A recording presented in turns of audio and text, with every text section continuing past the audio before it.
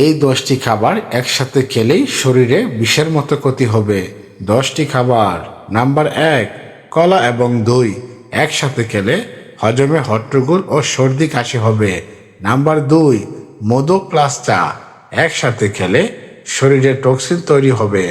Number 3, ডিম এবং কমলা একসাথে খেলে অ্যাসিডিটি ও গ্যাস হতে পারে। নাম্বার 4, দুধ প্লাস লবণ একসাথে খেলে অ্যালার্জি ও চর্মরোগ হবে।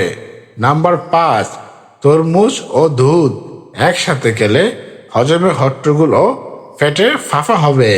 নাম্বার 6, মাংস এবং চিজ একসাথে খেলে অতিরিক্ত প্রোটিন ও কিডনির উপর চাপ পড়বে।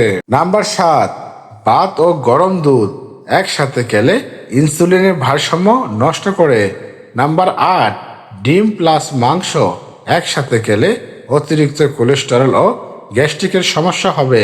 নাম্বার 9, দই এবং মাছ একসাথে খেলে বিষক্রিয়া ও স্কিন রিয়াকশন হবে।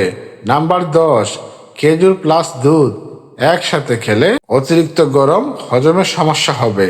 এরকম শিক্ষণীয় পোস্ট পেতে চ্যানেলটি সাবস্ক্রাইব করুন। পাশে থাকার জন্য অনেক ধন্যবাদ।